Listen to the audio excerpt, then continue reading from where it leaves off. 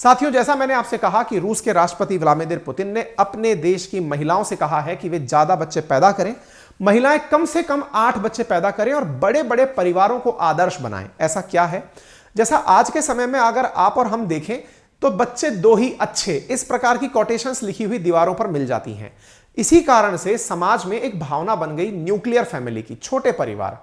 छोटे परिवार की सबसे बड़ी कमजोरी क्या है? अगर छोटे परिवार हैं, समृद्ध परिवार हैं, समृद्ध परिवारों में लोग अच्छे से अपने बच्चों की पढ़ाई पर फोकस करते हैं, अच्छी हेल्थ पर फोकस करते हैं, खाने पीने पर फोकस करते हैं और यही कारण है कि वो बच्चे पढ़ करके बहुत अच्छे से धन अर्जित करते हैं, बढ़िया नौकरी में जाते हैं। ऐसा देखा गया है कि जिन लोगों के बच्चे कम हैं उन्होंने अपने बच्चों की शिक्षा पर बहुत अच्छे से इन्वेस्ट किया है और शिक्षा जिन्होंने अच्छी प्राप्त की है वे लोग भविष्य में चल करके काफी अच्छे से धन कमाने की स्थिति में रहे हैं। लेकिन इसी के साथ में एक बड़ा चैलेंज भी जुड़कर चला आता है और वो क्या है? जिन्होंने धन कमा लिया उनके धन को उपयोग करने के लिए कोई नहीं बचता। कैसे? जब 2 लोगों ने मिलकर यानी एक कपल ने पढ़ लिख करके संतानें प्लान की, 1 बच्चा या 2 बच्चे पैदा किए, एक बच्चे ने अपने जीवन काल में 2 या 3 घर खरीद लिए तो उसको टेंशन इस बात की है कि इन घरों में रहेगा कौन। और इसी प्रकार से लोगों के अंदर आर्थिक तरक्की की जो चाह है वो घटने लगती है। एक दौर था जिस समय मेडिकल इमरजेंसीज के चलते पहले बच्चे ज्यादा क्यों पैदा हुआ करते थे? क्योंकि मेडिकल साइंस इतनी स्ट्रांग नहीं थी। 8 बच्चे किसी के पैदा हुए तो यह माना जाता था पता नहीं इनमें से कितने बच्चों को बीमारी अपनी गोद में ले जाएगी। ऐसी स्थिति में ज्यादा बच्चे पैदा करो, एंड तक 2-3 तो बच ही जाएंगे। इस धारणा को ध्यान में रखते कई बच्चे पैदा किए जाते थे, लेकिन कई परिवार अपने बच्चों को सही से ले जाते थे। उम्मीद है कि आपके घर में भी ऐसे कई उदाहरण होंगे। मेरे घर में भी खुद उदाहरण हैं ऐसे कि हमारे पापा जो हैं उनके परिवार में बहुत सारे लोग हैं, माताजी की तरफ में भी बहुत सारे लोग हैं परिवार में। यानी कि पहले जो जनरेशंस हुआ करती थी उनमें 5-7 बच्चे होना, 8-10 बच्चे होना बड़ी बात नहीं हुआ करता था। पुतिन उसी दौर को याद कर रहे हैं और कह रहे हैं कि पहले जैसे 8-10 बच्चे परिवार में हुआ करते थे ना, वही एक समय था और वो समय वापस आना चाहिए। बड़े परिवार आदर्श बनने चाहिए जिससे कि लोगों में नैतिकता का भाव भी आता है। अच्छा, ये नैतिकता वाले पॉइंट से कुछ हद तक मैं भी वास्ता रखता हूं, संभव है आप भी इससे वास्ता रखते हो तो जरूर कमेंट बॉक्स में बताइएगा। क्या आपने कभी ये नोटिस किया है कि जब परिवारों में बहुत बच्चे हुआ करते थे, आज अपने चाचाओं को देखिए, ताऊ को देखिए, मौसियों को देखिए, मामाओं को देखिए, जो बड़ी संख्या में हैं, वो लोग किसी भी फंक्शन में इकट्ठे होते हैं तो अपने आप में ऐसा लगता है कि बारात इकट्ठी हो गई है, बहुत सारे लोग। लेकिन जिनके परिवारों में 1-2 लोग हैं, उनके घर में कोई ट्रेजेडी हो जाए या उत्सव हो जाए, ले देकर मुट्ठी भर लोग इकट्ठे होते हैं, अदरवाइज कोई आता ही नहीं है। मैं जहां रहता हूं, मेरी कॉलोनी में कई ऐसे लोग हैं जिनके बच्चे अमेरिका जाकर के सेटल हो गए, ग्रीन कार्ड होल्डर हो गए, वहीं चले गए। अब उनके पेरेंट्स या तो पीछे छूट गए या घर जो है वो खंडर स्थितियों में पहुंच जाएंगे, ऐसा प्रतीत होता है। इसका मतलब यह हुआ कि तरक्की के साथ साथ संतानों का होना, सो दैट खाने वाले लोग पीछे बचें, यह पुतिन को अब समझ में आया है। क्यों? क्योंकि 2 साल से अधिक वॉर में होने जा रहा है। ऐसी स्थिति में पुतिन वॉर के बावजूद भी एकदम रॉक सॉलिड खड़े हैं। उनके पास खूब पेट्रोल है, खूब कोयला है, खूब डीजल है, खूब गैस है, खूब डायमंड है, कोई दिक्कत ही नहीं है। जनता नहीं है जो इसको कंज्यूम कर पाए, इसलिए लोगों को मोटिवेट किया जा रहा है कि भैया जबरदस्त तरीके से बच्चे पैदा किए जाएं। और ऐसा कहकर के इन्होंने खुद का भी उदाहरण दिया, कहा कि कई दादी परदादी के 7-8 या उनसे ज्यादा बच्चे होते थे। आज हमें फिर से जरूरत है कि उन परंपराओं को संरक्षित और पुनर्जीवित करें। बड़े परिवारों को रूस के सभी लोगों के लिए आदर्श जीवन जीने का एक तरीका बनना चाहिए। परिवार सिर्फ राज्य और समाज की नींव नहीं अपितु नैतिकता का स्रोत है, ऐसा पुतिन का मानना है। आप यहां पर देख सकते हैं, thank God many of our people have a tradition to strong multi generation family raising 4, 5 and more children. Let us remember how is Russia families big. तो ये कुल मिलाकर के अपनी ये वो सेशन है जिसके अंदर ये सारी बातें बोल रही हैं। ठीक है, अच्छा साहब। इसके बाद में लोग इनकी फिरकी लेने चले आए, क्योंकि बहुत सारे लोग इस बात का प्रखर विरोध करते हैं और कई लोग इस बात को इस तरह से भी लेते हैं कि ज्यादा बच्चे हो गए तो परवरिश अच्छे से नहीं होगी। लेकिन यहां देखने वाली बात है कि ज्यादा बच्चों की डिमांड वो लोग कर रहे हैं जो डेवलप्ड नेशन बन चुके हैं, जिनके पास ऑलरेडी इतना संसाधन है कि यूज करने वाले लोग नहीं हैं। लेकिन हो उल्टा रहा है, बच्चे ज्यादा वहां पैदा हो रहे हैं जहां संसाधन नहीं है। आज हम अगर इंडिया की बात करें तो यहां पर आज भी बहुत बड़ी पॉपुलेशन, लगभग 40% के आसपास पॉपुलेशन ऐसी है जो गरीबी रेखा से नीचे की तरफ जी रही है या बिल्कुल मार्जिन पर है। जिन्हें रोटी कपड़ा मकान जैसी बुनियादी आवश्यकताओं की पूर्ति के लिए संघर्ष करना पड़ रहा है। इसलिए वो प्लान करते हैं कि बच्चे ज्यादा ना हो, सो दैट वो एक अच्छी लाइफ जी पाएं। बस यही एक सबसे बड़ी आयरनी है कि जिनके पास बच्चे हैं उनके पास संसाधन नहीं, और जिनके पास संसाधन है उनके पास बच्चे नहीं। खैर, लोग इनके आनंद ले लिए, और आनंद लेने वाले संभवतः वो लोग भी होंगे जिनको लगता होगा कि उनके बच्चे कम हैं, या फिर वो कम बच्चों के पक्षधर हैं। लोग इनका मजाक बना रहे हैं। कई अखबारों ने तो इनको का पागल तक करार दे दिया कि पागल हो गए हैं कि इस तरह की बातें कर रहे हैं। ये पागल नहीं हुए, ऐसे बहुत सारे लोग, मैं उदाहरण सहित समझाता हूं। आप सोचिए 2021 में रूस की जो पॉपुलेशन है वो 14.34 करोड़ थी। दुनिया में सबसे बड़ा जो क्षेत्रफल है, लेके यूरोप से लेके उत्तर तक, मतलब कोई कहे कि क्षेत्रफल के आधार पर सबसे बड़ा देश कौन है तो रूस है। कहां से कहां तक विस्तार है तो लेके अटलांटिक सागर से भाई साहब पैसिफिक ओशियन तक जिसका विस्तार है वो है रूस। अमेरिका के मुहाने से लेके चीन के मुहाने तक जिसका विस्तार है वो है रूस। इसने तो अभी केवल यूरोप वाला जो क्षेत्र है वो इतना डेवलप किया हुआ है, अभी तो पूरा एशिया वाला क्षेत्र इसका बचा हुआ है। यानी अपरंपार संसाधन, दुनिया में भविष्य जिसका है वो रूस है असल मायने में। तो ऐसी स्थिति में इन्हें जो संघर्ष करना पड़ रहा है वो ये है कि इनकी जनसंख्या लगातार घटती जा रही है। जहां 2018 में 146.78 मिलियन इनकी पॉपुलेशन थी, लगभग 14.78 करोड़ पॉपुलेशन थी, वो 14.14 करोड़ इनकी रह गई है। ये इनके लिए एक चिंता का विषय बन रहा है। इनकी पॉपुलेशन का घटना इनकी टेंशन को बढ़ा रहा है कि निरंतर पॉपुलेशन कम होती जा रही है।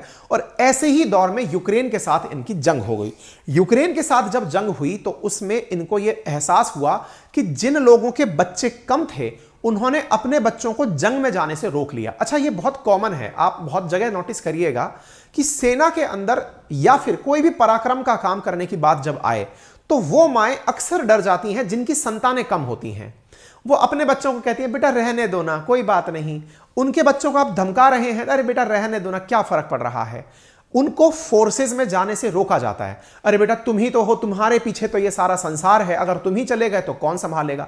लेकिन जिनके एक से अधिक संतानें हैं, जिनके एक से अधिक बच्चे हैं, वो अपने बच्चों को लेकर के थोड़ा बेफिक्री की जिंदगी जीते हैं। और बेफिक्री ऐसी कि बेटा तुम संघर्ष करो, हम तुम्हारे साथ हैं, कोई हो गया तो एक बच्चा देश के नाम कुर्बान हो गया।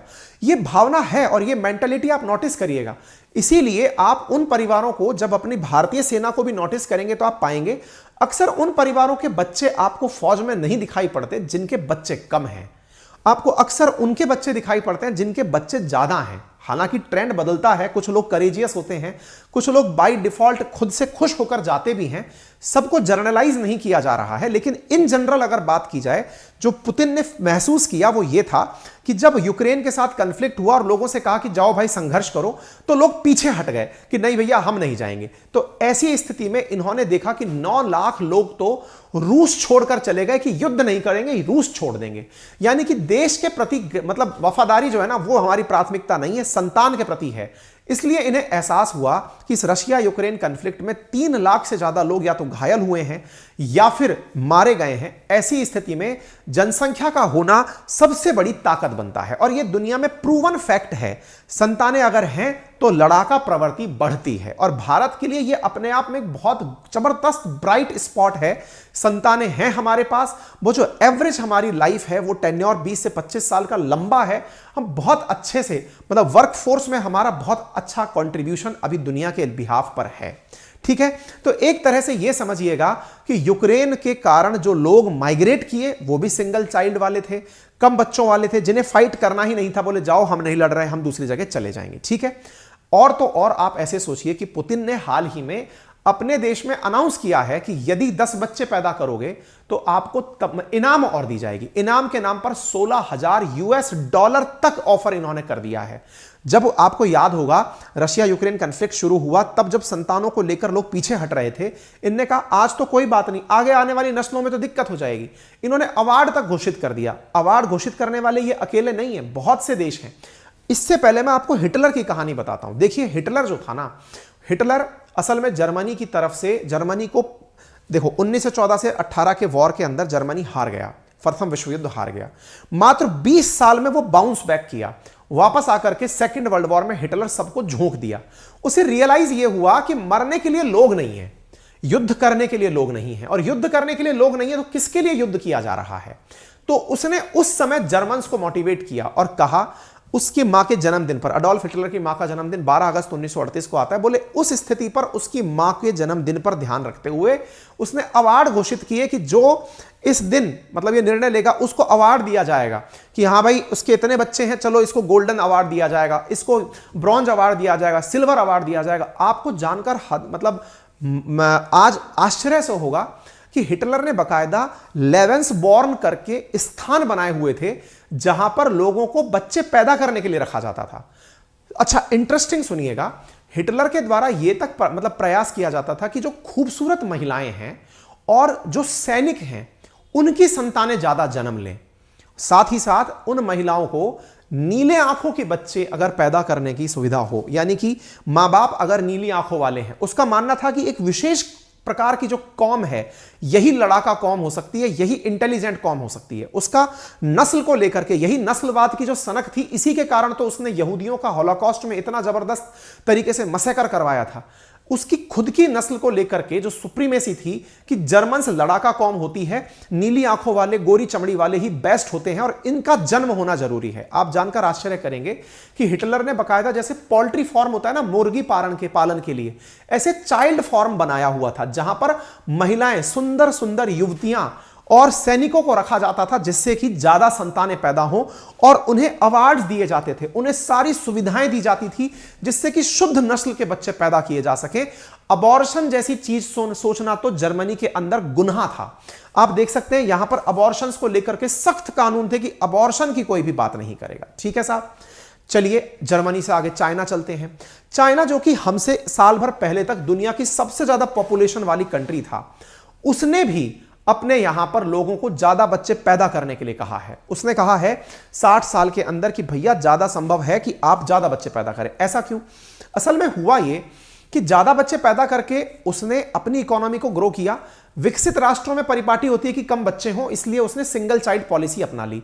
चाइना के लोगों को इसकी आदत लग गई कि सिंगल चाइल्ड पॉलिसी तो बहुत अच्छी है यार, इससे फायदे ही हैं, अपना सारा पैसा बच्चों पर खर्च करो, खुद पर खर्च करो और चले जाओ। लेकिन चाइना अब उन्हें वापस मोटिवेट कर रहा है, इनाम ले लो, 3 बच्चे तो मिनिमम पैदा करो। ऐसी स्थिति में यहां पर अवार्ड्स तक घोषित किए गए हैं। कहा गया है कि लोग बच्चे ज्यादा पैदा करें, कम से कम 3 बच्चे पैदा करें। 3 चाइल्ड पॉलिसी चाइना अपना लिया है कि भैया तुम ज्यादा बच्चे पैदा करो, हर हाल में बच्चे चाहिए। साउथ कोरिया में देखिएगा, सेम जो डेवलप्ड कंट्री है से साउथ कोरिया, जिसको तो कोई युद्ध नॉर्थ कोरिया से लड़ना है, ऐसी स्थिति में उसके पास भी युद्ध क्या है ना जी कि संसाधन जिसके पास हैं वो खाने के लिए पीछे लोग छोड़ना चाहता है। ज्यादा लोग होंगे तो वो संसाधनों का इस्तेमाल कर पाएंगे। इसीलिए साउथ कोरिया ने प्रति परिवार 10,000 $10,500 तक देने का निर्णय लिया है कि बच्चे पैदा करो, पैसे ले जाओ। नंबर ऑफ न्यूबॉर्न जापान के अंदर भी सबसे कम स्तर पर पहुंच गया है। इस कारण से जापान में भी लोगों को मोटिवेट किया जा रहा है कि छुट्टियां ले लो, चाहे जो करना है कर लो, बच्चे ज्यादा पैदा करो। अब दुनिया में बच्चों की मारामारी है, भारत के लिए ब्राइट स्पॉट है। यही कारण है कि बड़ी संख्या में चाहे इजराइल हो, चाहे ताइवान हो, चाहे दुनिया का कोई भी देश हो, बड़ी मात्रा में इंडिया से लोगों को बुलाया जा रहा है। अभी चाहे लेबर के लिए बुलाया जा रहा हो, भारत से बहुत सारे लोग कभी लेबर बन के ही गए थे, आज जाकर कोई पीएम बन के बैठा है, कोई कुछ बन के बैठा है। तो दुनिया भर में लोग हमारे पहुंचे हैं और बहुत बढ़िया कर रहे हैं। बाकी आपकी इस विषय पर क्या राय है जरूर कमेंट बॉक्स में बताइएगा। और हमारे चैनल पर आप लोग बहुत दिनों से हमारी खबरें सुन रहे हैं, उसके बावजूद भी आधे से ज्यादा लोग ऐसे हैं जिन्होंने चैनल सब्सक्राइब नहीं किया हुआ है। सब्सक्राइब कर लीजिए।